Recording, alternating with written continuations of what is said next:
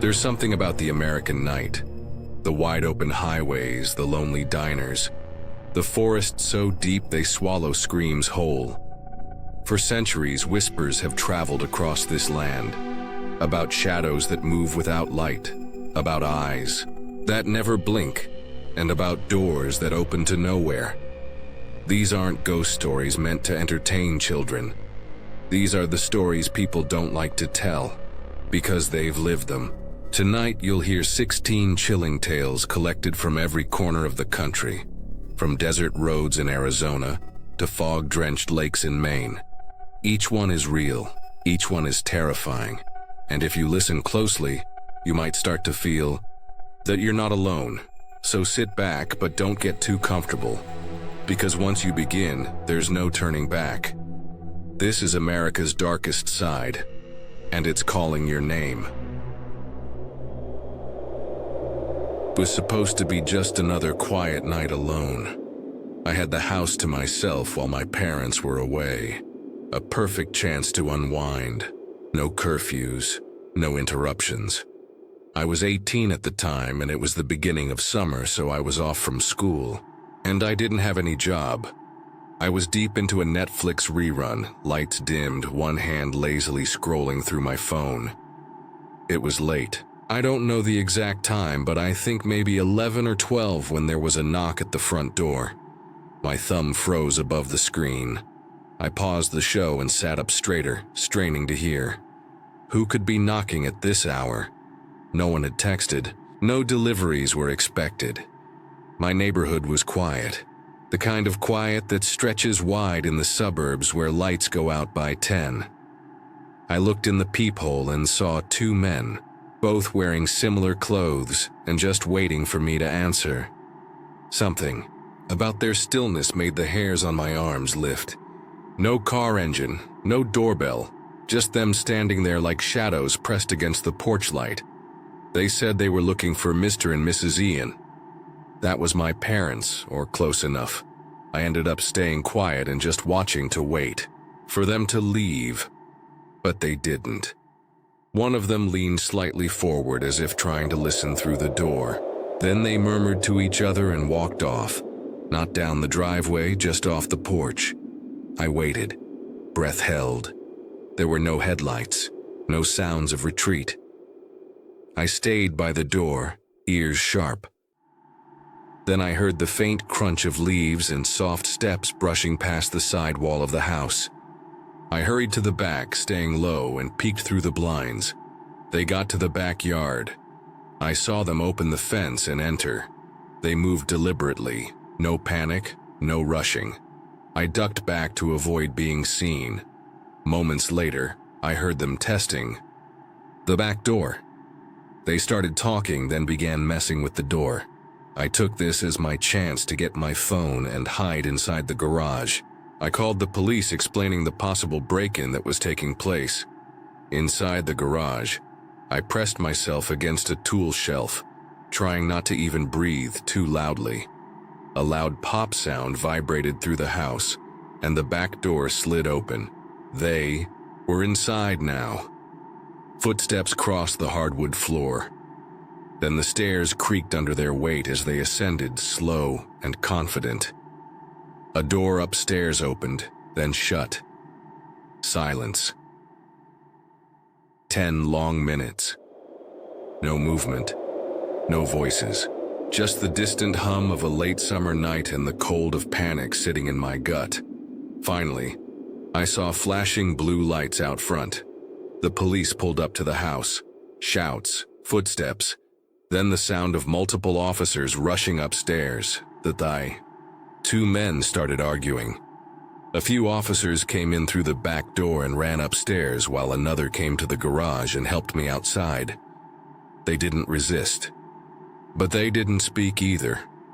Despite weeks going by and it being somewhat obvious that they weren't simply robbing the house, the only thing they could charge them with was breaking and entering, but they weren't there for the TV or jewelry.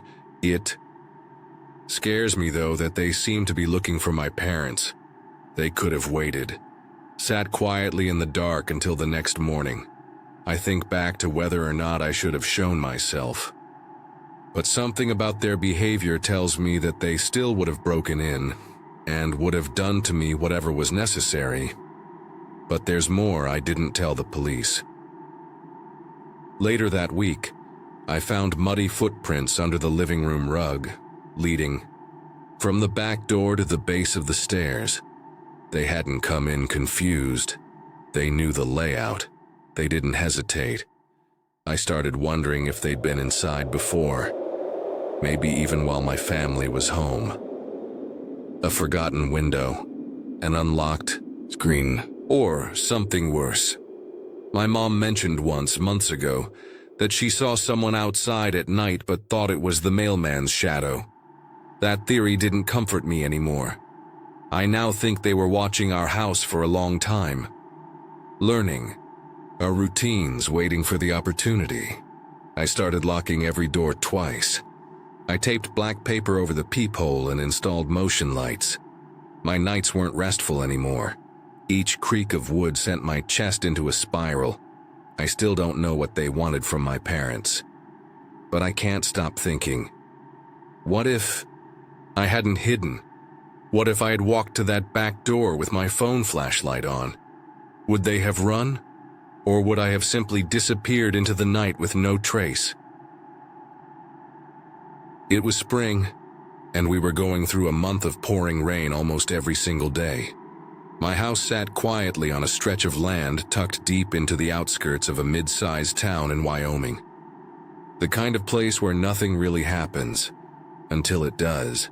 It was a Sunday, and I was home from work spending the day watching TV and resting. I'd just finished reheating some leftovers and was bundled on the couch, letting the low rumble of thunder blend with the dull drone of whatever show was on. That's when I heard it. I barely heard it through the rain, and when I entered the door, I was even more surprised to see it was some random guy. He was drenched, no umbrella, no coat. His face looked worn, like someone who hadn't slept right in days. He wasn't dressed like a hiker or a hunter, just a hoodie and jeans, soaked all the way through. He claimed he'd been camping out in the woods nearby and had gotten into some trouble and needed a place to stay for the night. Something about his voice felt off. Not panicked, not scared, just flat, rehearsed. With the location of my house, if he wasn't lying, then showing up at my doorstep would make sense because I was the closest place within the woods, by at least 5 or 6 miles. I tried to be cautious, polite. I offered him a phone call to get a ride into town, but the guy denied my offer. When I told him I couldn't let him in, the guy walked off. I watched him go down the dirt road a little ways. Then he veered off and walked into the woods. That should have been the end of it. But I couldn't shake the image of him vanishing into those dark, dripping trees. Time passed. The evening folded into night. I had almost forgotten the whole thing when a strange color flickered through the rain outside. Well into the night when I saw an orange glare coming from the window by my backyard. It looked almost like a reflection at first, but the light was moving slightly. I got up and pulled the curtain aside. Through the rain and fog, I saw a campfire right in the middle of the woods outside my house. It was small, flickering under a large tree as the rain poured down on it. Beside the flames was a figure, standing, completely still. I couldn't tell if he was looking at the fire or straight at my house. After a moment, I closed the curtains and picked up my phone, calling the police to let them know about this person outside my house. They told me they'd send a unit, but it could take a while given my location. Once I got off the phone with the officer, I checked the window again. The fire was still burning lightly, but the figure wasn't there. That's when I heard the first footsteps coming toward the house. Slow, steady, no rush. Like whoever it was already knew the way. I ran to another window, heart pounding. I caught sight of him walking past with a hunting rifle in his hand. He was heading for the front porch. He banged on it a few times. Then it went quiet. I didn't breathe. I backed away slowly and opened the hallway closet. My handgun was there, loaded. My hands shook, but I had to be ready. Then came another hit. This time I could tell it was with the stock of his rifle nearly breaking a panel out of the door, and didn't wait.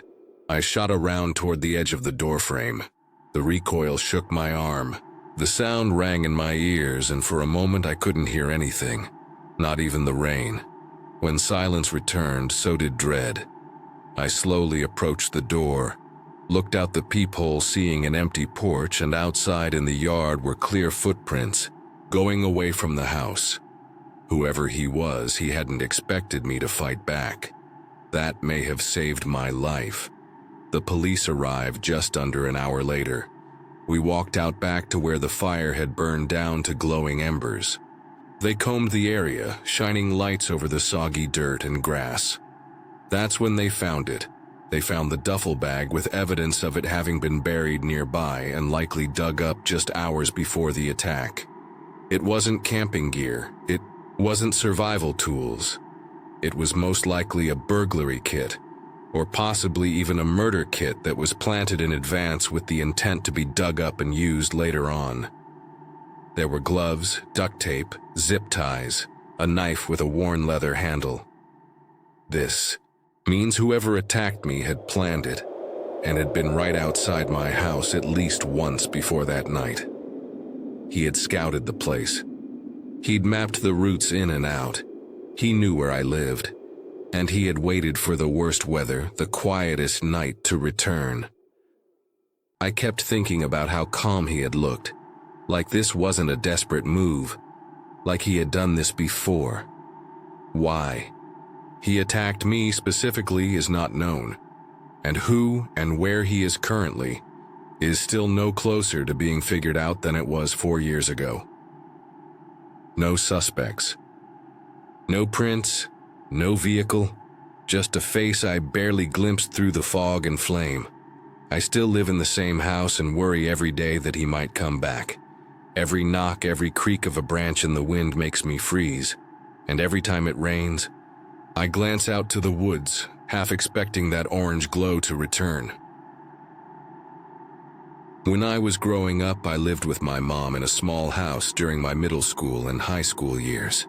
She worked nights, long ones, and that meant I spent a lot of time alone. By the time I was a senior, it had become routine. I'd say goodbye to her at 7:30, lock the door, then settle into whatever I had planned for the night. She took up an overnight job, so most nights of the week I was alone between 8 p.m. and 4 a.m. Sometimes it was homework.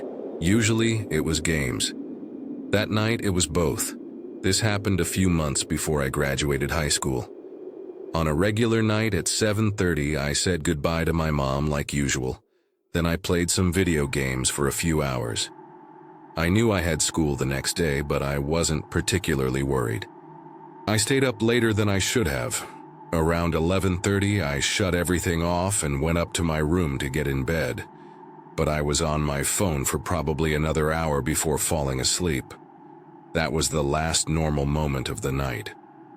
I woke up with a jolt. Something wasn't right. I couldn't tell what had woken me at first until I noticed the sound. Subtle, soft, closing. I thought I heard a door closing downstairs. I looked over at the clock next to my bed and saw it was 3:30, so I assumed. My mom had just gotten home from work early. The timing checked out, but something about the energy downstairs felt off. I turned over and tried to go back to sleep as I listened to footsteps walking around downstairs, except they didn't go upstairs like they usually did. Usually my mom would go straight upstairs when she got home to get ready for bed, but it sounded like they were just walking around. More than that, they were going through each room, walking slowly as if they were taking a tour of the house.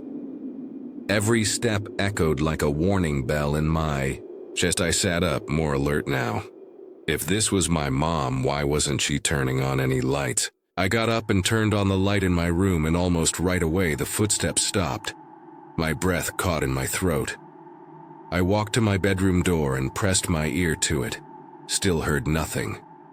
Then, slowly, I opened it and looked out into the hallway. Dark, silent, unsettling.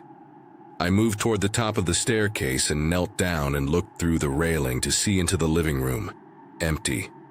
But the silence wasn't calming. It was the kind of quiet that swallows you.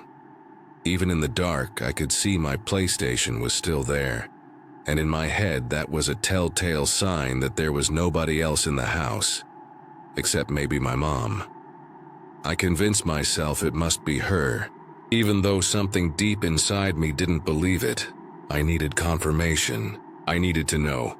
So I walked downstairs. I called out, "Mom? You home?" Nothing. Not even movement. I turned the corner and stepped into the kitchen. That's when I saw it. A shoe print on the tile floors. Fresh, muddy, out of place. I followed it, with my eyes, and froze. Across the room, a man was sitting at the dining table with a dark mask on.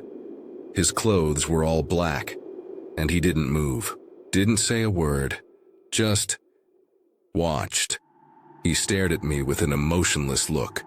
Not a threat, not a scream, just presence.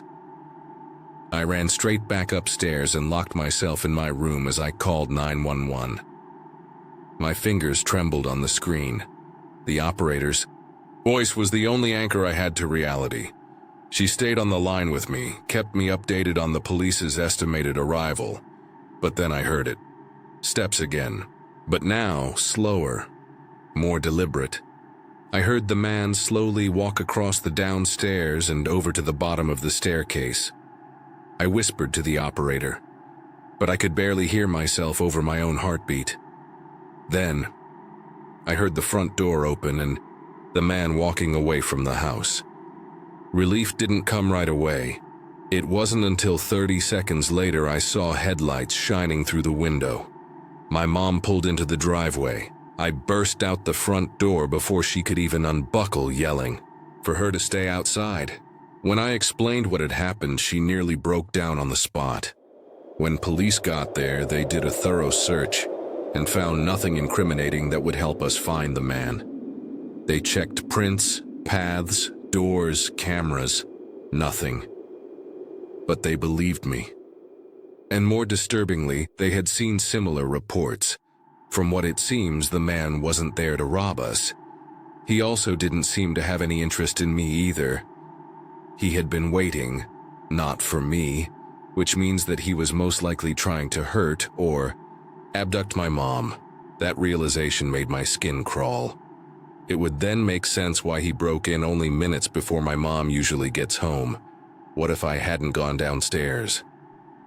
What if she had come in unaware, distracted, arms full of grocery bags?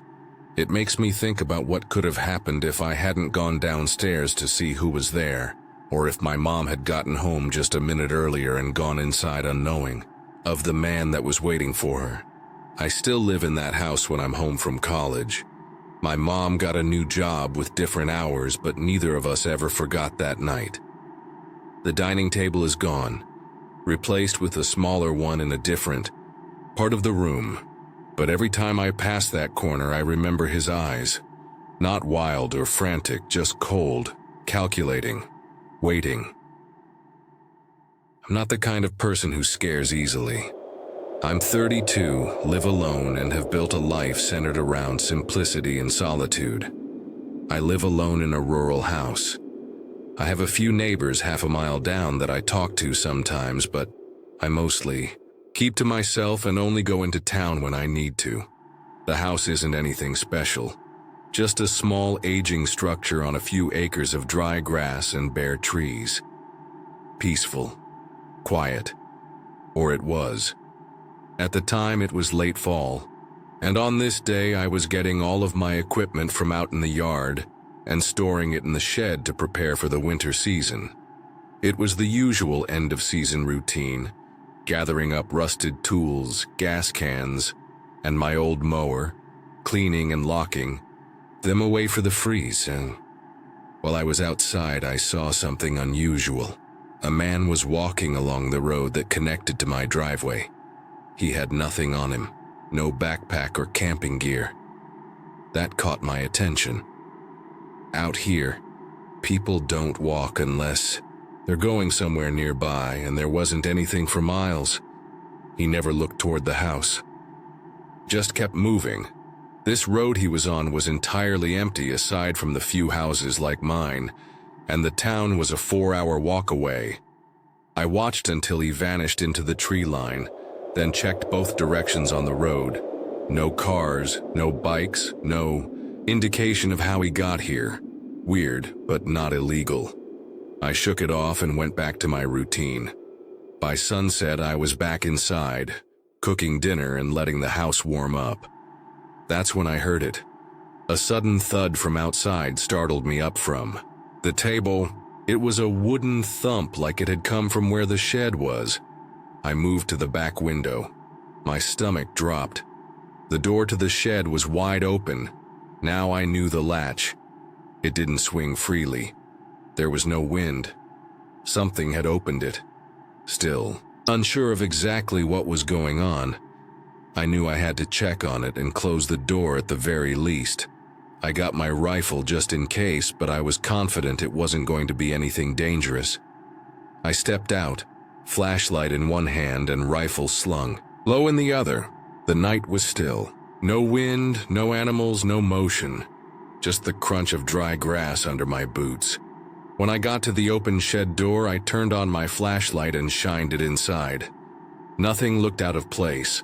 I stepped inside, checked the corners, even moved the mower.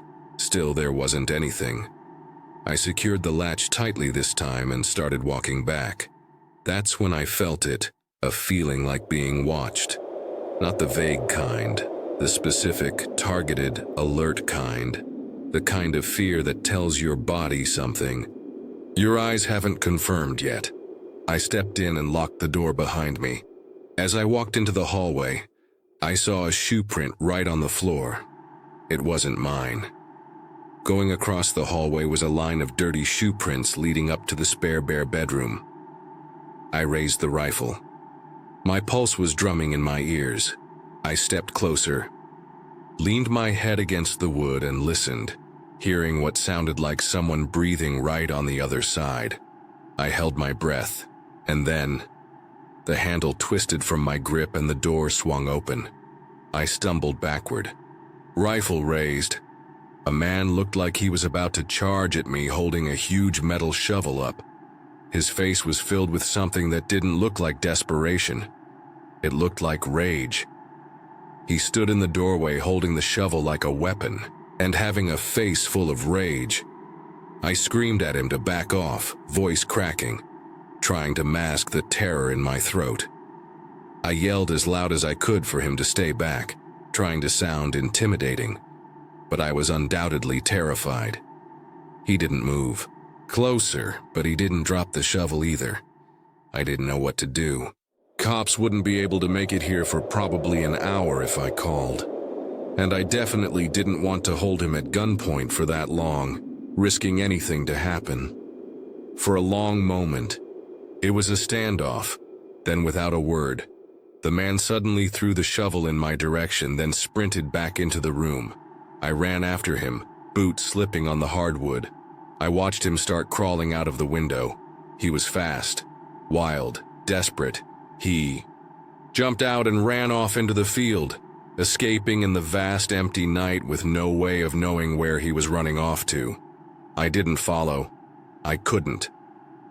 Police showed up about 40 minutes later. They searched the property, the nearby roads, the shed, the brush. Nothing. No prints, no gear, no car. Just a broken window and those muddy footprints still burned into the hallway floor. To this day, that man has never been identified, and his intentions are unknown. But I've had time to think. He didn't bring anything with him. No bag, no tools except that shovel. That wasn't for stealing. That wasn't for hiding. It was for something else. All I can say is that if I hadn't had my rifle in my hands, or if he had gotten the jump on me, I likely wouldn't be here today. I replaced the window, got better locks, installed motion lights, and even cameras, but I haven't seen him since.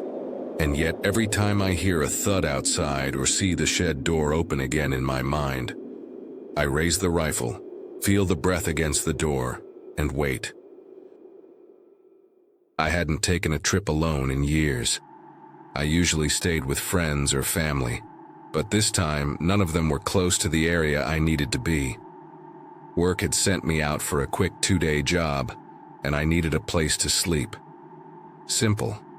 Nothing fancy. The area I needed to stay in was small, and most of the hotels didn't look very nice, but to my surprise, there was a single home listed on Airbnb. It looked decent in the pictures, clean, quiet, tucked into a wooded neighborhood. It was my first time using the site, but the house looked like a decent place, much better than the hotels. I booked it without overthinking. I requested the dates, and in a few minutes the place was booked. The town was 14 hours from my city. I arrived well after midnight, half asleep and eager for a bed. The town almost looked deserted compared to where I was used to living. All the houses' lights were off and all the stores were closed. No people or cars were out. It felt abandoned, like a movie set after dark. The only thing moving was me, following the turn-by-turn directions through winding forest roads. The street that took me to the Airbnb was dark as well, leading through a winding forested neighborhood until I eventually ended up at the house. Only a few houses had lights on. One upstairs window in the house I rented was glowing, faint and warm. I figured the last customer had just made the mistake of leaving it on, so I thought nothing of it and started getting my stuff up to the front door. I punched in the key code from my email and let myself in. The house smelled faintly like dust and linen spray. Clean, but lived in. I quickly put my stuff in the corner of the room, then went upstairs to turn off the light that was left on. It was one of the spare bedrooms, only having a bed and a small dresser in it. I clicked it off and made my way to the main bedroom to unpack what little I had brought. I wasn't planning to stay more than a night. The extra day was just in case the job ran long. After getting settled, I collapsed onto the bed and tried to relax. But sleep didn't come easy. I rested my eyes and tried to sleep, but was laying awake for a long time. My mind wandered. Why had that light been on? Did someone forget it? Or had someone else been in here recently? A noise cut through my thoughts.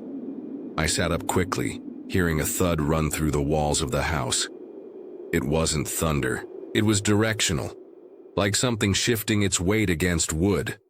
I stared at the door, trying to think what could have been the cause of the sound, but with no ideas coming to mind, I got up to check. I moved quietly, avoiding creaky floorboards.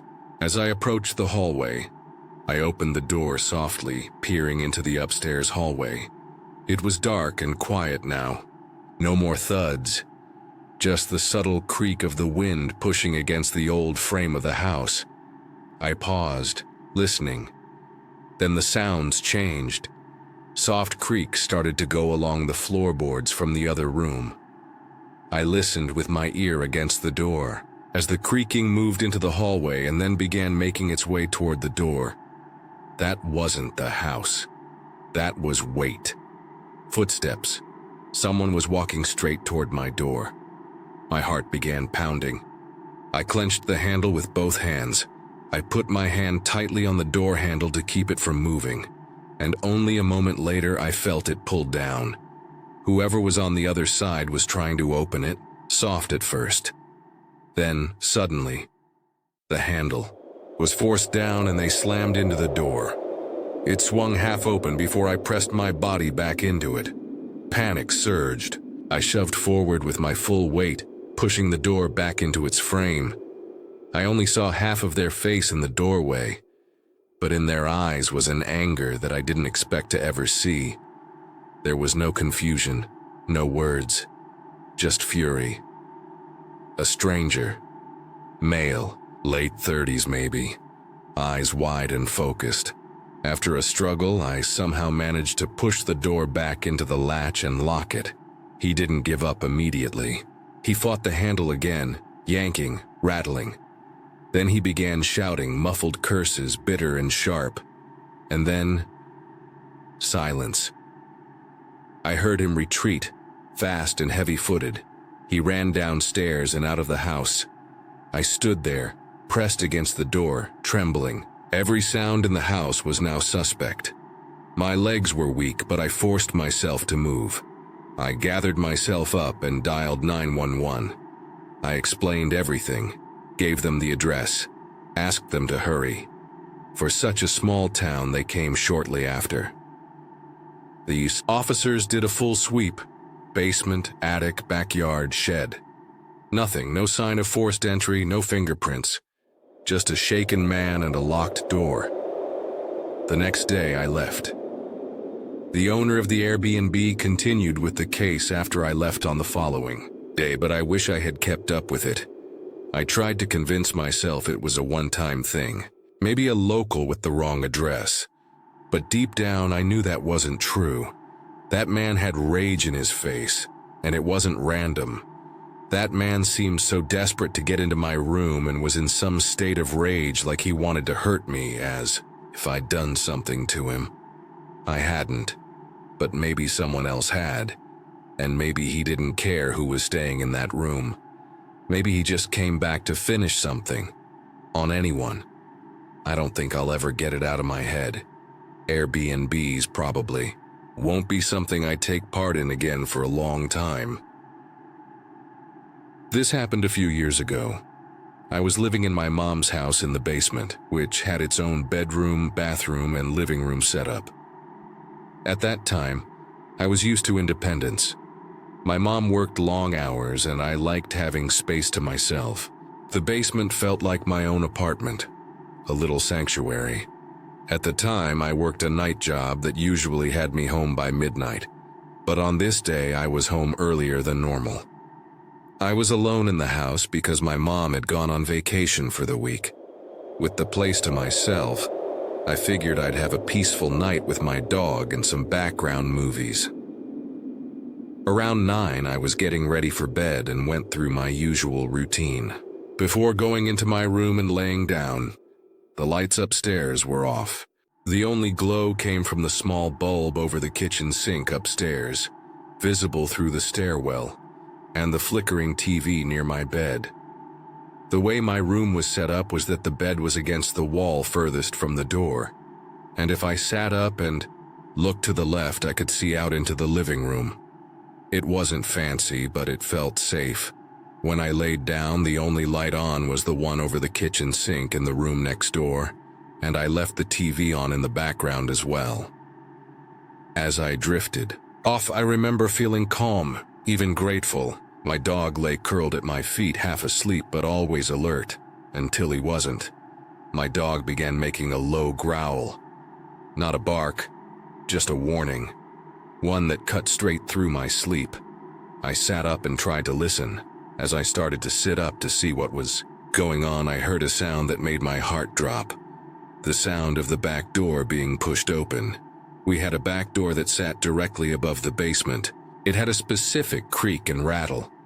It was directly above the basement and made a distinct sound when opened. I knew right away.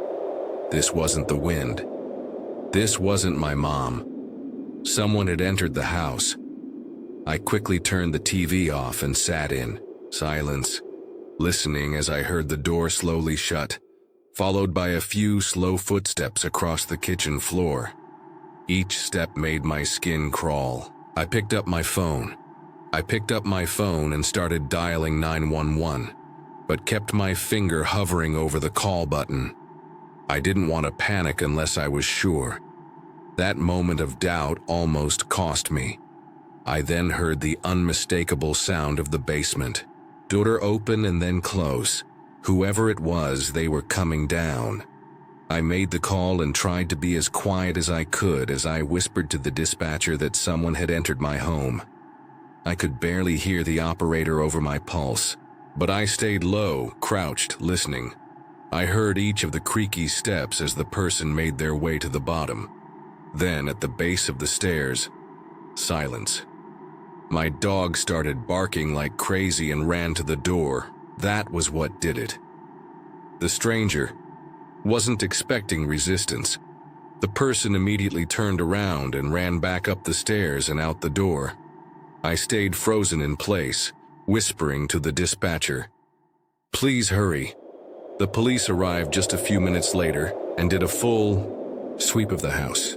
They found nobody inside, but I told them everything that had happened. One of the officers stayed behind while the others searched nearby yards, calling out through the darkness. He returned not even 5 minutes later with a man in cuffs. Apparently, he was a known criminal with charges ranging from break-ins to assault. They had caught him hiding behind a trash bin 3 houses down. I never learned exactly why he had chosen my house, but it still scares me to think about what could have happened if I hadn't been awake, or if I didn't have my dog with me that night. For days afterward, I couldn't sleep. Every creak of the floor, every gust of wind brushing the siding of the house made me sit up in bed. When my mom returned from her trip, I told her everything. We both cried. Then we got to work. We installed deadbolts, security lights, even a motion sensor alarm outside the basement entrance. The police offered to increase patrols temporarily. It helped, somewhat. But the fear stayed. The officer who made the arrest visited us again a few days later. He told me, "Your dog saved your life." I knew it. I'd replayed the moment too many times to ignore it. There were so many what-ifs. What if I'd gone to bed earlier? What if I hadn't heard the door? What if my dog hadn't reacted? Even now, I live in a different home, a different city. But I can't lie. Basements still make me uneasy. I haven't slept in one since, and every night without fail, I make sure the back door is locked, twice. When I was in my mid-20s, I moved into a new house with my girlfriend. It was in a good area for a decent price, but it needed a lot of work. The house had sat empty for nearly a year. The previous owner, an elderly man, had passed away, and everything from the carpets to the light fixtures felt frozen in time. It had been owned by an older man who'd passed away, and it sat unoccupied for almost a year before we bought it. We were excited. A fresh start. Even the odd creaks in the floor felt like character. For the first month, we spent the time painting, fixing outlets, and replacing some of the old lights and furniture, and nothing unusual happened. Until it did. Small things started happening around the house, like the kitchen light being on in the morning, or the bathroom faucet being on as well. At first, I thought nothing of it.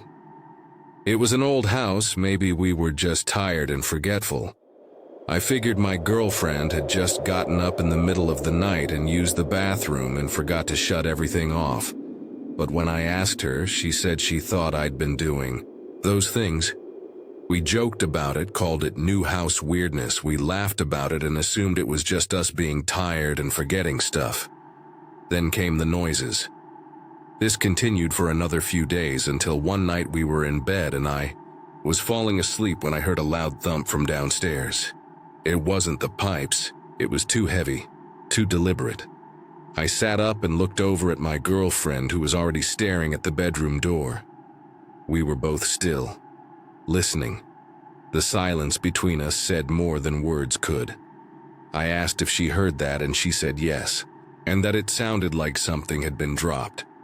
I grabbed my phone and tiptoed downstairs with the flashlight on. I got up and walked downstairs with my phone light, but didn't see anything out of the ordinary. Nothing had fallen or looked moved. Still, I couldn't shake the feeling that something wasn't right. I went back upstairs, and we tried to sleep again. But the whole night I kept waking up to faint creaks and tapping sounds from around the house. Ears became finely tuned to the smallest noises. I couldn't tell if it was the house settling or not, but it kept me up. The next morning, she left for work. I stayed behind. The following morning, my girlfriend left for work and I stayed home to finish some painting. I was painting the hallway when I heard something. I heard a sound from the laundry room. When I checked, the door was wide open and the light was on, which was strange because we never even used that room yet. I turned off the light, shut the door, and tried to forget it. But not even 20 minutes later, the door was open again. No noise, no breeze. Just wide open.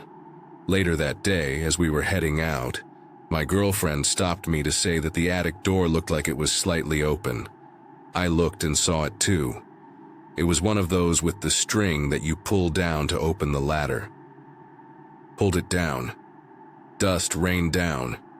I pulled it down and shined a flashlight up there, not seeing anything out of the ordinary. But I still climbed up. I went up and checked around, but still there was nothing there. It was dusty and full of spider webs, but nothing else. We left for dinner, unsettled but trying not to feed each other's paranoia. And for the next few days, silence. Nothing moved. No footsteps, no lights. It almost felt normal. Until the scream, a week later we were asleep in bed and suddenly my girlfriend sat up and screamed. I jumped out of bed so fast I almost slipped. She was pointing to the far corner of the room, eyes wide in sheer terror. She was pointing at the corner of the room saying she saw someone standing there. I flipped on the lights, but nobody was there. We searched the house, top to bottom. We checked. The entire house together and all the doors and windows were still locked. The cops arrived not long after. When the police showed up, they did a sweep as well, but like us, they found nothing. They were polite, but you could see it in their eyes. They didn't believe us, but I know what my girlfriend saw. She couldn't have imagined it. After they left, I couldn't sleep, so I went back to the attic. I went into the attic again, determined to check it even more carefully than before. There was one thing I hadn't checked before, a rusted vent panel in the far corner. After a few minutes, I noticed the vent in the corner looked strange. It had screws missing and the metal looked warped. I pulled it away from the wall. Behind it, there was a tiny passageway that led to the area above the ceiling of the hallway.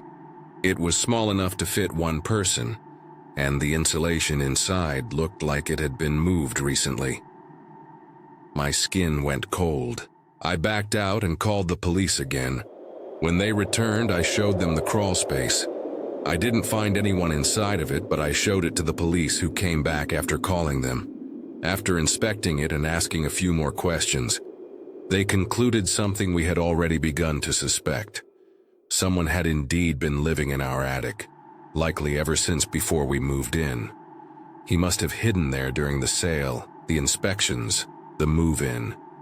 He had watched us, waited for us to leave, walked the halls when we were out. The man must have stayed hidden any time we were home and moved around the house when we were gone. He was a ghost in the walls. A living secret. They never caught him. He had vanished just like he'd appeared, quiet and calculated. And though we changed the locks, sealed the attic, and even installed cameras, we still wake up sometimes to sounds we can't explain.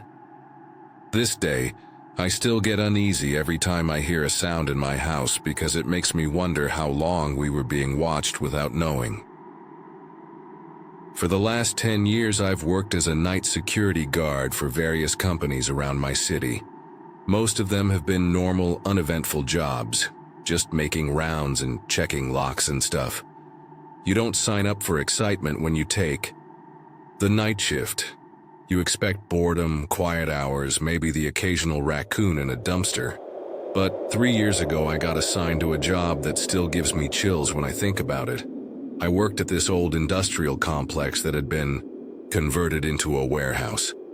It was on the edge of the city, surrounded by weedy lots and flickering street lamps, a forgotten zone.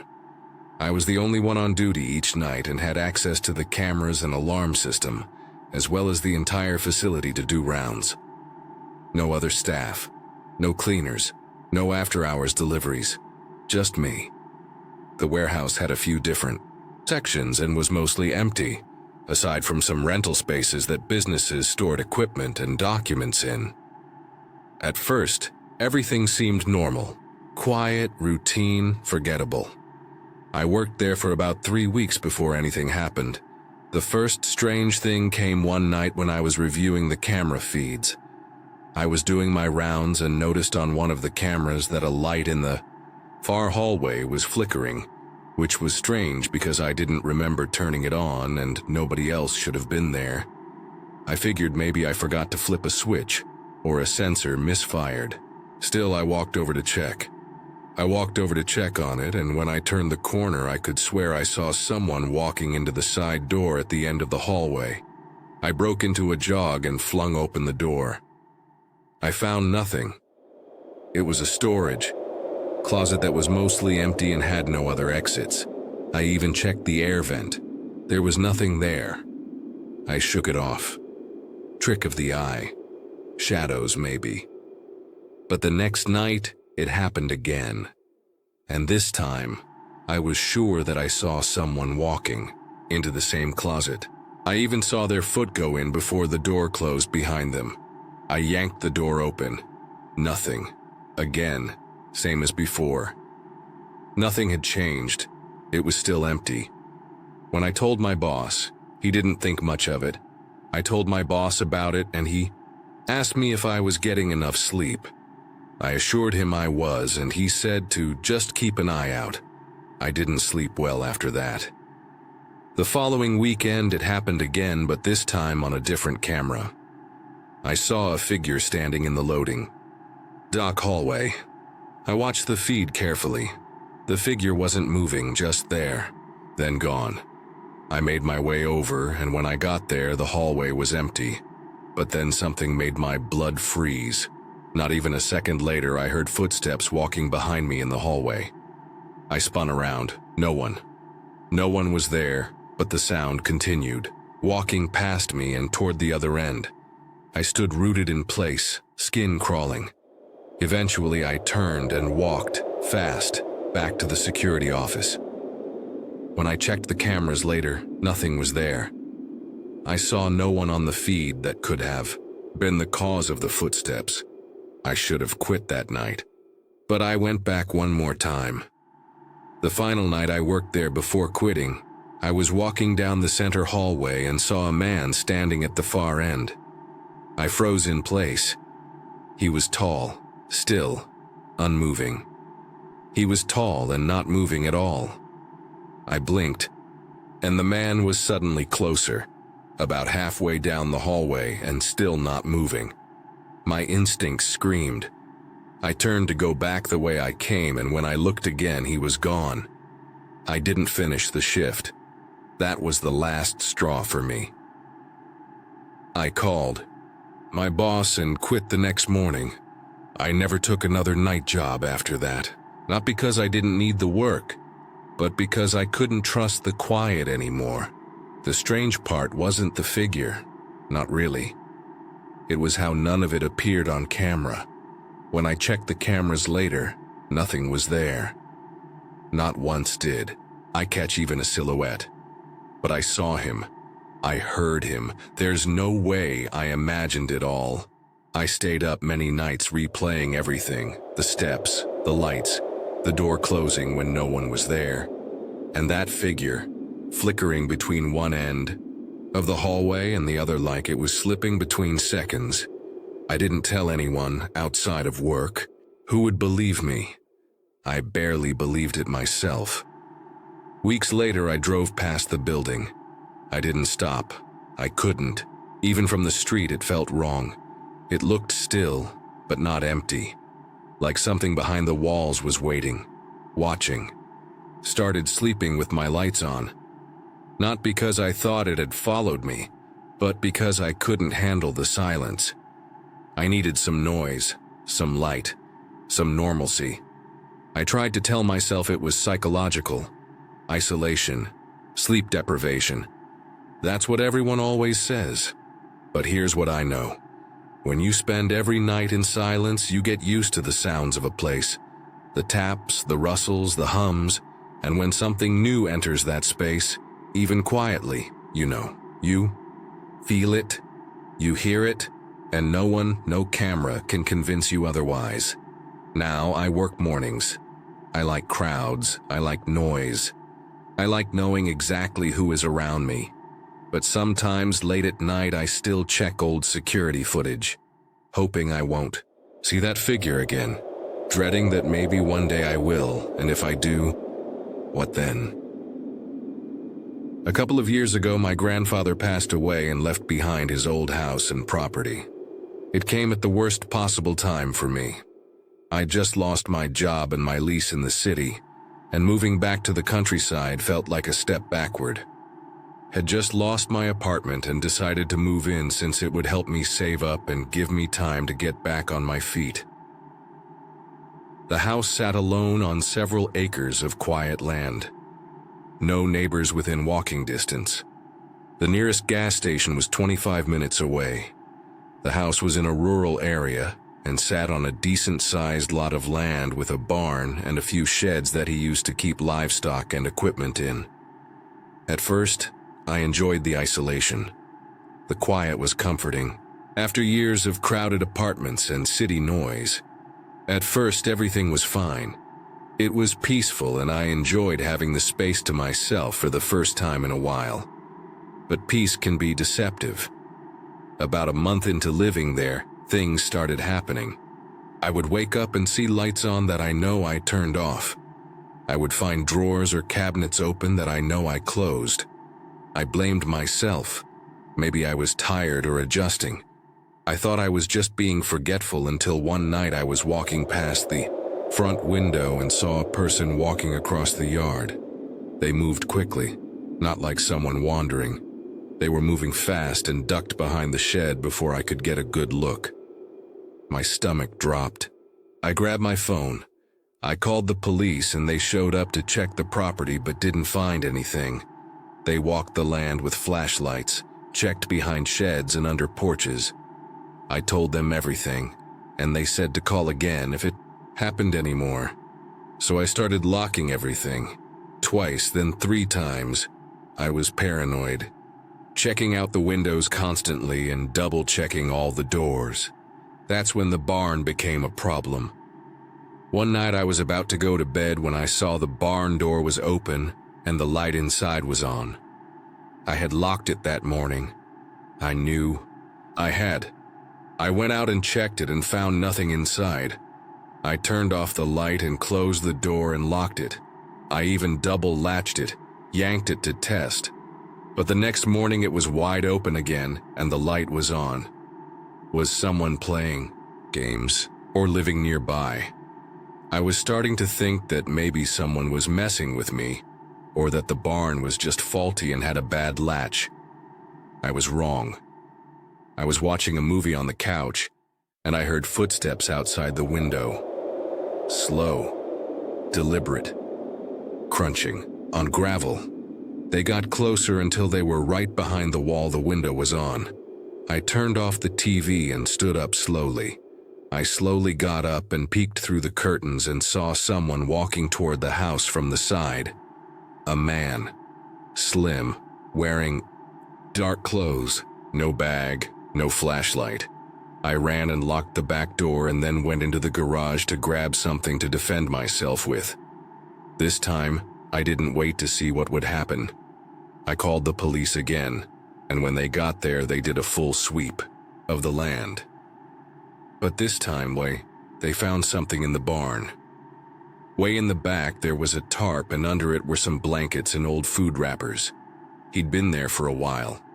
They also found a knife and a bag of clothes.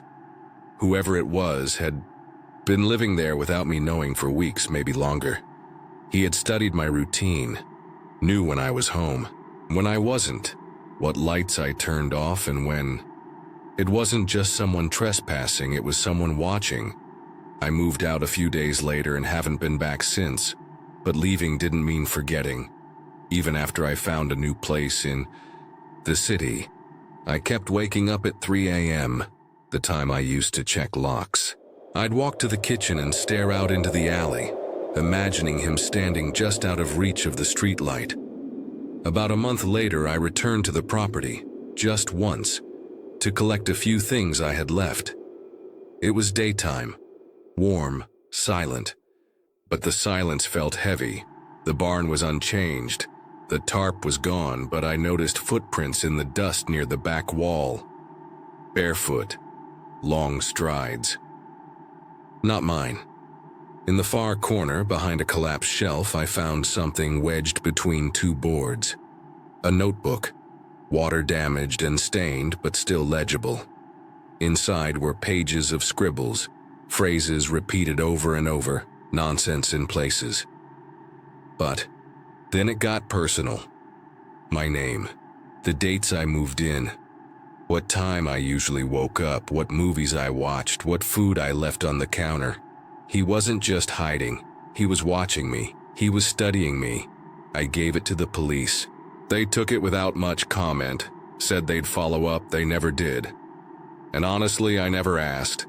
Some things, once you know, you can't unknow. Some truths are safer when you leave them unfinished. Now, when I hear creaking at night, I don't think old house. I think, is someone listening? And when I turn on the porch light, I don't expect to see anyone, but I always check anyway. I had just moved into a new apartment a couple of months ago. It was nothing extravagant, just a tiny one-bedroom on the third floor of an older building. But after years of bouncing between friends' couches and bad roommates, it was the first place that was mine. Small victories matter. It was a smaller place, but it was in a good area and fit my budget, so I was happy with it. The first few nights were peaceful. I didn't hear a sound other than distant traffic or an occasional dog barking in the alley. The first few nights were quiet and normal. Then I started noticing the strange noises. After a week or so, I started hearing noises that I couldn't really explain. At first, it was subtle, barely there, hissing sounds from the bathroom vent like distant whispers. It could have been pipes or airflow. That's what I told myself. It started out with what sounded like whispers coming from the vent in the bathroom, but they would always stop the second I got close to it. It felt intentional. I'd stand in front of the vent holding my breath, and the sound would vanish, move away, and it returned. That's when I started sleeping with the bathroom door shut, but the unease didn't stop there. After that, I started noticing that some of my things were being moved around, like someone had been in my apartment when I wasn't home. My keys were in the wrong place. A cup I never used was sitting in the sink. Closet doors I kept shut were cracked open. I lived alone. I changed the locks and even bought a camera to put in the living room, but it didn't catch anything. The camera's memory card showed nothing but me coming and going. Nothing moved. Nothing entered. Still, things felt wrong. Then came the footsteps. A few days later, I was trying to fall asleep when I heard footsteps in the hallway just outside my room. They were slow, almost deliberate. One foot, then the next, then a pause. I got up quickly and checked, but nobody was there. Told myself maybe it was the neighbor upstairs, but I'd heard those footsteps before. These weren't muffled or distant. These were close in the apartment. I started thinking that maybe my upstairs neighbors were just being loud, but the timing and direction of the sounds didn't make sense. I even knocked on their door the next day. They weren't home that night, working late shift. They hadn't made a sound. Then the creepiest night happened. I was brushing my teeth and looking in the mirror when I heard a clicking sound behind me. It wasn't loud, but sharp, like metal tapping against tile. I turned around and saw that the vent cover in the hallway had fallen off, only it hadn't fallen. The screws were neatly removed and resting on the floor. I walked over and picked it up, confused on how it had even come loose. When I leaned forward and looked into the vent, cold air brushed my cheek. I saw something that made me drop it. Inside were claw-like scratches across the metal walls. Not old damage, fresh. There were scratches all over the inside of the vent and some small torn-up pieces of what looked like fabric. I grabbed a flashlight. I didn't want to, but I had to know. I grabbed a flashlight and looked deeper inside, and realized that the vent actually opened up into a larger space between the walls. Big enough for someone to crawl through. Behind the sheetrock was a crawl space, a network between the walls spanning multiple units. Someone could have been watching me for days. I called the police and had them check it out. They brought in thermal. Scopes, dogs, even looked into other vents. They didn't find anyone, but they said that it was possible someone had been hiding there at some point. There were no fingerprints. Nothing stolen. Just a void where someone might have been. They didn't have enough to go off of, and nothing was stolen, so they left it at that. They advised me to get extra locks. Instead, I sealed the vent shut. I sealed the vent shut after that and haven't had anything happen since, but that's not the end. About a week later, I was sweeping when I found something under my couch. It was a torn strip of black fabric, same as what I saw in the vent. I hadn't brought it in. It hadn't been there before. A few days after that, I found a spoon on my kitchen counter, one I hadn't used in months. Clean. Warm to the touch. That night, I slept in my car. I still think about it every now and then because I never got a real answer about what had been going on. And even now, months later, sometimes in the middle of the night, I hear it again, a whisper behind the wall, closer than it should be. I moved into my childhood home after my parents retired and sold it to me. It was strange returning to that house after so many years. The wallpaper had yellowed, the floors creaked more than I remembered, but the bones of the place were the same. My old room still had faint scuff marks from where I used to race toy cars along the baseboard. It was a bit run down, but I had good memories there, so I didn't mind fixing it up. I thought being surrounded by those old memories would bring comfort. It too was in a quiet neighborhood, and everything seemed fine for the first few weeks. But the past doesn't always stay buried in drywall. Then I started noticing little things like the hallway light being on in the morning, when I know I turned it off, or the front door being unlocked even though I clearly remembered locking it before bed. I started checking everything twice. Locks, switches, windows. I even took photos before bed just to prove to myself I wasn't imagining it. Then came the figures. One night I was watching TV in the living room and I thought I saw something move past the hallway. Just a shadow, too quick to focus on, but I felt it. I paused the show and looked, but there was nothing there. The hallway was empty, but the feeling of being watched lingered. A few nights later, I woke up to a loud banging sound from downstairs. It wasn't subtle. It was violent, like something had thrown itself against the wall. I grabbed a flashlight and went to check, but everything was still locked and nothing looked disturbed. The doors were shut, windows unbroken, every object in its place. I figured it was just the house settling or maybe something fell, but I knew better. I had felt the vibration through the floorboards. I'd already installed a cheap security camera pointed toward the stairwell, mostly for peace of mind. The next morning when I checked the camera I installed near the staircase, I saw something that chilled me. The recording showed the hallway, quiet at first, then motion. There was a shadowy figure walking up the stairs slowly, then stopping at the top and turning toward the camera right before the video glitched out. It had no face, just a human shape, dark and still. I was so freaked out I called the police and showed them the footage, but they didn't find anyone or any signs of forced entry. They called it a camera error. Suggested a software glitch. I bought new locks the next day, slept with the lights on. After that night, more things started happening. The TV would turn on by itself. My phone would be moved while I was asleep, and the sounds, the back door would be open in the morning. Objects would be moved or knocked over. And I kept hearing knocking from the walls, especially at night. Always rhythmic, always 3 knocks. Sometimes they came from inside the closet, sometimes from the attic.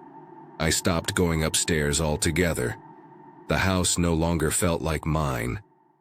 The final straw was when I found a message written on the bathroom mirror that said, "Get out."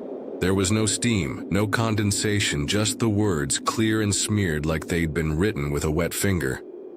I packed my bags and left that same day. I didn't even finish brushing my teeth. I threw clothes into a duffel and drove. Until sunrise. I haven't told many people this story. Most wouldn't believe it. I haven't been back. The house is still in my name, but I rent somewhere else now. Quiet, new. No memories in the walls. I still have the keys. I still get mail forwarded from that address. But I will never walk through that door again. The hallway camera eventually stopped sending alerts. But once, just once, weeks later, I got a notification. It was 2:46 a.m. Motion detected in the upstairs hallway. No one had been in that house for nearly 2 months. I didn't open the video. Some houses forgive you. Some houses forget you. Some houses remember you. Some houses forgive you. But some houses don't want you back. It was mid-September when the movers came and loaded everything up, then dropped it off at the house. I'd found it through a rental site. Cheap for its size, with 4 bedrooms and a basement. Too good to be true, really. I should have known. The landlord was nice enough to let the movers in for me to unload because I wasn't actually arriving there until the following week. I'd taken a job 2 towns over and needed a place fast. The photos looked fine. The rent was low. That's all I cared about. It was a Monday evening when I finally arrived and saw the house in person for the first time. It looked tired, not ruined, just drained. Like no one had laughed or even spoken inside for years. It was a mess with boxes everywhere and furniture laying all around. But the house itself was all right. At least that's what I told myself. The layout was interesting in that it was very separated. It was a single story with the kitchen and living room on one side of the house. Then on the other side was a long hallway with all the bedrooms and bathrooms. The hallway was what bothered me the most. It didn't make sense architecturally. Too narrow, too dark, no windows. The moment I stepped into it, I felt like the air changed. Denser. Still. Since it was already late, I went to the master bedroom and started working on getting the bed put together, then shut off all the lights and went to sleep. There were no streetlights nearby, just trees pressing against the windows and a long gravel road that disappeared into forest. I didn't have a clock set up yet, so I don't know what time it was. But in the middle of the night, I woke up to an odd sound. It wasn't loud, but it was close. I thought it was a noise the house was making, but I wanted to see what it was and if it was something I needed to let the landlord know about. I sat up, listened. I got up and walked over to the room door. As I got closer, though, I realized it was coming from somewhere down the hallway. Not outside. Not the roof. The hallway. I opened the door and it stopped almost instantly. The hallway was pitch black, so I flicked on the light. But nothing was there. The silence after the sound ended was worse than the noise itself. I slowly walked down and peered into the living room. It looked the same as it had earlier, but I turned on the lights and looked around just to be sure. Everything seemed untouched. On the floor, there were a lot of footprints scattered between the boxes that were laying around. I froze. They didn't look like the movers. These were bare, long, narrow feet that tracked dust across the wood in crooked paths. I knew it was likely from the movers, and with no other signs of anything, I went back to the bedroom, but the feeling that I had interrupted something never left. It took a while for me to fall asleep again because I kept thinking about how the sound stopped as soon as I opened the door. I lay there watching the hallway from the bed, door open just a crack. Darkness staring back. I tried to come up with any possible way this could be the house making noises, but nothing came to mind. Eventually, I drifted off. But when I drifted back asleep, it felt like I only stayed asleep for a minute before I was woken up by a sudden thump followed by footsteps running down the hallway. Heavy steps, quick like someone barefoot sprinting over wood. My eyes shot open and I looked over at my bedroom door. It was wide open. The door was wide open, and on the ground were clear footprints coming right up to my bed. They stopped at the mattress, then turned and vanished into the hallway. I got up and hurried to see who was there, but by then they were long gone. All that was left were scuffed prints from them running away. No open doors, no broken windows, nothing missing, just signs that something had been watching me sleep. I got my phone and called the police, locking myself in the bathroom until they arrived. The officers were kind but skeptical. They found no forced entry, no physical person in or around the house. But one of them paused at the end of the hallway, staring at the far wall. He asked, "Did you see this?" I stepped forward. The drywall was cracked slightly near the floor. He knelt, tapped it. "Hollow. Is there a crawl space here?" I shook my head. "I don't think so." They left that night without answers. The next morning, I found the door to the attic slightly open. I hadn't been up there. There was no reason to, but the ladder was lowered and the hatch hanging loose. I took a flashlight and climbed up. There was no furniture, no boxes, nothing stored, just a dusty mattress in the center of the floor, and on the far wall, scrawled in soot, 4 words, "I watched you sleep." I'm not so sure this happened a couple years back when I was 26. I had just come back home to handle everything after my mother passed. She had been sick for a long time, but the finality of it still hit hard.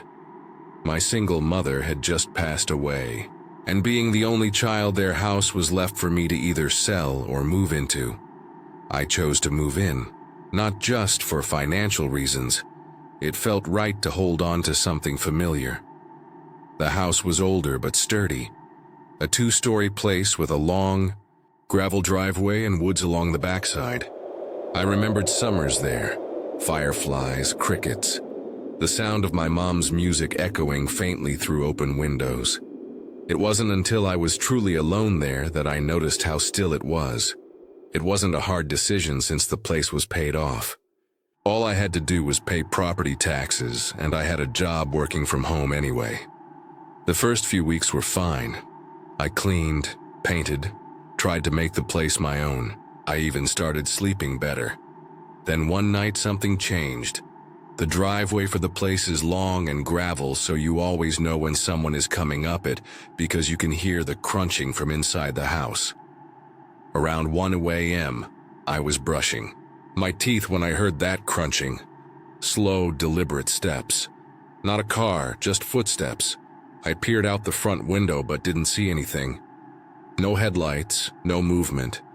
I assumed maybe an animal, though the rhythm was too clean for that. Then silence. One night I was getting ready to go to bed, and I heard what sounded like slow footsteps on the gravel. They stopped right outside the house. No knock, no motion light. I looked outside the window in the upstairs bedroom and I saw someone standing at the end of the driveway. It was a man, tall, wearing a heavy jacket. He wasn't facing the house, just standing there, arms at his sides, like he was waiting for something. I watched him for a minute and then he walked out of view toward the left side of the house. I rushed to the back window but saw nothing. No footsteps retreating. No rustling. I locked everything. The next night I left the porch light on. Around the same time I heard the crunch again.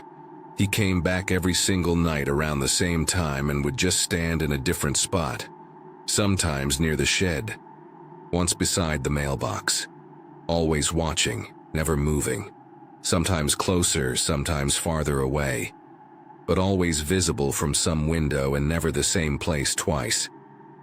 The part that unsettled me most was how still he was, like a cutout, a silhouette, glued into the world. I considered calling the police, but what would I say? There's a man outside who stands still every night. Still, one evening I did dial the non-emergency line. The dispatcher said they'd send someone. A car showed up 15 minutes later. The man was gone. The officers found no footprints. They told me to call again if anything escalated. I bought cameras the next morning. This went on for weeks, and I didn't know who he was or what he wanted. The footage showed nothing unusual, just my own movements, nothing out of place. No sign of the man. Until the 7th night, at 12:59 a.m., the camera near the kitchen flickered. In a single frame, a figure, standing on the porch. The next frame, gone. I checked the door, locked. I hardly slept. I thought about calling the police, but he wasn't doing anything illegal, just existing. I even tried staying up to confront him, but every time I saw him and got downstairs, he was gone. One time, I yelled out the window, "What do you want?" He didn't move, didn't blink, didn't even breathe. The real breaking point came one stormy night. I had fallen asleep on the couch. Around 2:30 a.m., I woke up to thunder and the sound of the gravel again. But this time it didn't stop. It came all the way up the path, to the porch. Then, 3 knocks. I froze. I checked the camera. It was off. Not disabled, just off. When I finally dared to look through the peephole, he was standing on the other side of the glass, inches away. I stumbled back. By the time I looked again, he was gone. Then one night I heard the footsteps again, and this time I decided to go out and see who it was. I grabbed a flashlight and stepped onto the porch. The air smelled metallic. The woods were dead quiet. I walked outside, and as I got closer, I saw it was the same guy. His back was to me, facing the woods now. He turned and looked at me, and I was so scared I froze. His eyes weren't angry. They weren't anything, just empty. He didn't say anything, he just looked at me, and I understood. I was not supposed to be there, not supposed to be in this house, not supposed to see him. Then he turned around and went back to his truck, getting and hurrying away, except there was no truck. Not that night, not ever. The rain battered the windows like it was trying to claw its way in. I had just sat down to relax when the first knock came. It wasn't loud, but in the silence, it hit like a hammer. That night I stayed home for dinner just to make sure the man didn't come back. I debated calling the police to put in a report, but I thought I'd sound stupid for doing that, just because some man came up to my door and did nothing. I lived alone, in a house that wasn't exactly remote but far enough that unexpected visitors were rare. Earlier that day, a stranger had approached my door. Tall, middle-aged, wearing a faded coat. He hadn't introduced himself, just peered into my house like he was scanning for something, or someone. When I asked if I could help him, he didn't answer. He just walked away. That alone was disturbing. But now, at night, the real fear began. I muted the TV as I picked up a muffled sound coming from the backyard. 2 voices. Low. Calm. Too calm for 2 people wandering around someone else's yard in a storm. I ran up to the back window and opened up the blinds. In the distance, I could see 2 figures walking across my backyard. One of them had a long tool or object in his hand, but the other one was too hard to see clearly. They walked between the trees in my yard until they reached the side of my house. I grabbed my phone and backed away. No sudden moves. I needed to think clearly. I crept from window to window, trying to keep eyes on them, but they vanished. Then, a loud knocking at my front door made me jump and sent chills through my body. I walked up trying not to make any noise and looked through the peephole. There was one man dressed in dark clothing and wearing a hat that covered his eyes. The door rattled slightly. He wasn't trying to get in. Not yet. But he just stood there, unmoving, watching, waiting. I backed away. Something was wrong. Deeply wrong. I turned to grab my phone, but before I could, the sound of glass breaking shattered the air. I was interrupted by a loud smashing sound followed by another and another. I looked across the hall and saw a man hitting a shovel against the back door. He saw me and looked at me for a second, then ran away. This wasn't just intimidation, this was a test, a breach. I was so scared I hesitated on whether to call the police or try to find somewhere to hide. I ducked into the hall closet, trembling with the phone in hand, whispering to the dispatcher. I didn't care if it sounded paranoid anymore. I just needed help. I got my phone and dialed 911 while the man continued to hit the window over and over. But just as the police picked up the phone, everything went quiet. Too quiet. It didn't make sense. The storm was still raging outside, but inside, stillness. As if they had disappeared. It stayed quiet until the police came. When they pulled in, I was surprised by a sudden commotion outside. They caught one of them, the one who had knocked earlier. It turned out to be the man at the door who had chosen not to leave. Strangely, when the police detained him, he refused to say anything about the other man that was with him. He denied everything over and over, even though there were clear cracks and dents in the doors and windows. Even weeks later, he never spoke. No names, no motive, no accomplice. Everything remains so unanswered that it still creeps me out to this. Why was the man trying to break in so bad? And what purpose did the man at my doorstep serve to aid in the break-in? You never expect to share your home with a stranger until you realize you already have. My schedule was brutal. 2 jobs. Gone from home by 6 in the morning, back by 10 at night. It was the kind of routine that made life blur. You eat, shower, sleep, repeat. So when the strange noises started, I blamed exhaustion. While I was in the shower, I heard some movement that sounded like it was just outside the bathroom door. I quickly got out and checked and saw nothing, so I figured it just had to be the house creaking or something. Still, the sounds grew. Not loud, but consistent. Not the moans of old pipes or settling wood. Footsteps. Faint. Shifting. All throughout the night, I kept hearing these odd noises coming from all throughout the house. Mostly just some sort of creaking, kind of like if it was really windy outside, and making the house sway. But there was no wind and no reason for the house to be making any noise. The next night, I caught something. As I stepped into the shower, the noise came again, but this time, it didn't stop. It moved. Like someone walking away from the bathroom. I toweled off, grabbed a light, and checked every room, again. Nothing, but I could feel it. Something was wrong. The walls felt tighter, the air heavier. I showered and got in bed, falling asleep just before midnight. The instant I woke up, I knew something was wrong. It was very dark, so it was still well into the night, and the entire house was silent.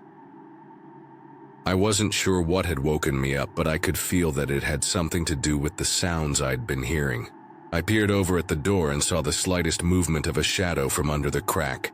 That thin sliver of darkness moved. I jolted up and stared across the room. My heart immediately started racing as I saw the shadow move away from the door and heard them begin walking down the upstairs hallway. I was frozen. Then adrenaline kicked in. I threw the door open. No weapon. Just instinct. I looked out and standing, at the end of the hallway was the dark outline of a man. His eyes were the only thing that really stood out to me. They pierced through me with a sense of anger and restlessness. That look, it wasn't desperation, it was fury, like I'd trespassed his home. I slammed my door shut and locked it just as his footsteps began descending the stairs. He wasn't running. He didn't need to. He already knew the place. I got the police to come as soon as possible, but they didn't have much luck. They found a few signs of the man being in my house for at least a few days, but that was about it. I retraced every step of my week. How many times had I showered, eaten, slept, completely unaware? I don't know where he was hiding, but I always think back to when I'd hear him walk past the bathroom door. Maybe he was sleeping in my bed, then quickly would hide in the closet, until I got in the shower, where he would take the opportunity to leave the room. Days passed, but the paranoia didn't. I started noticing little things that had once felt mundane. A toothbrush not quite where I left it. A sock missing. The kitchen chair pulled out just slightly farther than I remembered. Was it all in my head, or was he still there? I checked every corner of the house, the attic, the crawl space, even the air vents. Nothing. But that did nothing to stop the insomnia. I changed all the locks, installed cameras, bought motion sensors, but the worst damage was internal. I no longer felt safe in my own home. One night, a week after the break-in, I reviewed old footage from the indoor camera I'd only recently installed. I had no expectations, just needed closure. But then, at 3:14 a.m., in a recording from 3 nights ago, I saw it. The silhouette of a man, standing in the hallway. Just standing, not moving, not looking at the camera, just waiting. I froze the frame, zoomed in. The face was just out of focus, but the posture, the way he stood, it was him. The camera shut off 10 seconds later. Power disruption, it said. That was the last straw. I moved out the next day, breaking my lease and selling off anything I couldn't carry. To this day, I don't know how long he was there. Weeks? Months? All I know is he knew my schedule better than I did. And the most terrifying question I still can't answer, what was he waiting for? There's something different about fear when it comes from silence. Not screams, not crashes, just the kind of silence that listens back. It began the night I moved into my new house, a long one-story rental in a quiet neighborhood. I hadn't even unpacked most of my stuff. The layout was simple, kitchen and living room on one side and a long hallway leading to the bedrooms on the other. It was a Monday evening when I finally arrived and saw the house in person for the first time. It was a mess with boxes everywhere and furniture laying all around, but the house itself was all right. The layout was interesting in that it was very separated. It was a single story with the kitchen and living room on one side of the house then. On the other side was a long hallway with all the bedrooms and bathrooms. That hallway immediately bothered me. It wasn't just the length. It was how it seemed to stretch unnaturally in the dim light, as if it was hiding something at the far end. I worked on setting up the bed in the master bedroom, too exhausted to do anything else. I didn't have a clock set up yet, so I don't know what time it was when I woke up, but it was still pitch black. In the middle of the night, I woke up to an odd sound. I thought it was a noise the house was making, but I wanted to see what it was, and if it was something I needed to let the landlord know about. I stood still, trying to locate the sound. A single thump. Then footsteps, running down the hallway. Fast and heavy, ending right at my bedroom door. My eyes shot open and I looked over at my bedroom door. The door was wide open and on the ground were clear footprints coming right up to my bed. I leapt up, my heart in my throat. The footprints were unmistakable. Dusty, human, and recent. No signs of forced entry, no broken locks. But someone had been in the house. I got up and walked over to the room door. As I got closer, though, I realized it was coming from somewhere down the hallway. I opened the door, and it stopped almost instantly. I called the police immediately and locked myself in the bathroom until they arrived. They oddly found no signs of a break-in aside from the footprints. I convinced myself that they must have gained access during the week before I arrived at the house. But that made less and less sense the more I thought about it. I checked every box the next day. Nothing was missing. Whoever had been there wasn't trying to steal anything.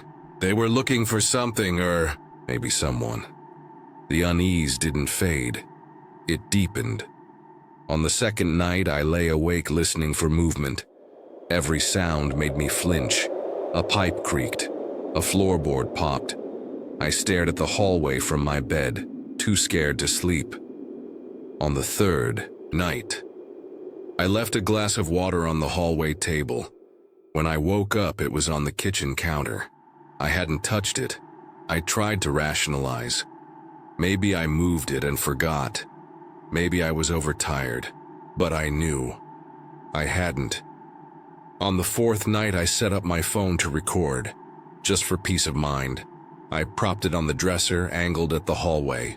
Just before 3 a.m., the hallway motion sensor light turned on. No wind, no doors opened, and yet, there it was. A shadow passing just outside the door frame.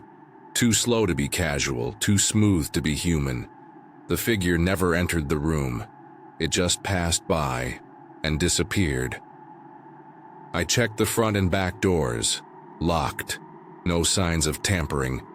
I felt cold down to my bones. That morning I packed a bag and left. I didn't wait to break the lease. I didn't argue with the landlord. I just got out. But before I left, the landlord looked at me with an expression I didn't understand until later. "You're not the first," he said quietly.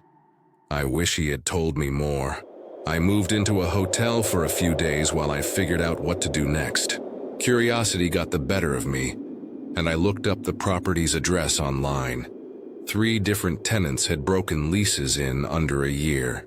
One of the reviews read only, "No matter how many lights you turn on, the hallway always feels dark." Another, "I kept hearing someone breathing, but there was no one else living there." That was enough. I called a moving company, paid for storage, and never stepped foot in that house again. You made it through 16 terrifying tales. Or did you just open 16 new doors in your mind? By now, you've walked through haunted woods, stared into motel mirrors that reflect more than just your face, and heard footsteps where no one should be. But what if I told you there's more?